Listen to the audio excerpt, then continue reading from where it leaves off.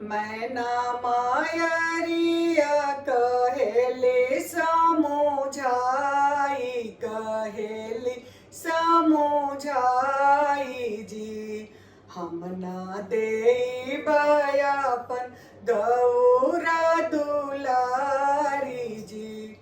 हम ना देब अपन गौरा दुलारी जी। मैना मायरिया कहेली समुझाई, कहेली समुझाई जी। हम ना देब अपन गौरा दुलारी जी। हम ना देब अपन गौरा दुलारी जी।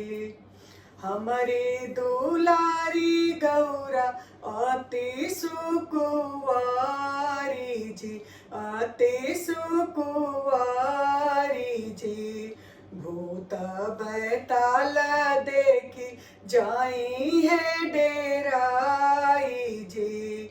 भूत बैताल देखी जाई है डेराई जी। हमारे दुलारी गौरा रहेली महलिया में, रहेली महलिया में। रौरा रहेला शिव पर्वत पहाड़ जी।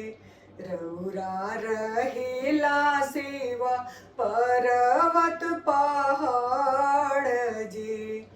हमारी दुलारी गौरा खेले फूलवरिया, खेले फूलवरिया हो।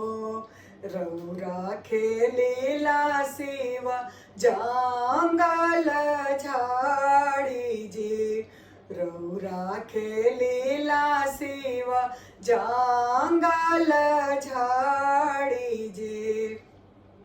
हमारी दुलारी गौरा मेवा खाली जी रहो, मेवा खाली जी रहो।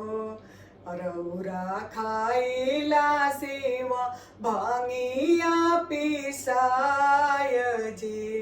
रौरा खाइला सेवा भांगिया पिसाय जी। हमारी दुलारी गौरा सूते फूल बिछाई हो, सूते भी फूल बिछाई हो। रौरा सूते ले शिवा कूसा चटाई जी। रौरा सूते ले शिवा कूसा चटाई जी। हमारी दुलारी गौरा ओढ़े माखा मालवा हो, ओढ़े माखा मालवा हो। रौरा ओढ़िला शिवा कमल तानी जी। रौरा ओढ़िला शिवा कमल तानी जी। मैना मायरिया कहेली समुझाई, कहेली समुझाई जी। हम ना देब अपन गौरा दुलारी जी।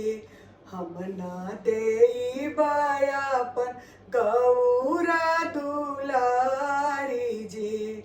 हम ना देब अपन गौरा दुलारी जी। आप सबके ई शिव विवाह कैसा लगन? अगर नीक लगन तो शेयर और सब्सक्राइब जरूर करें। धन्यवाद।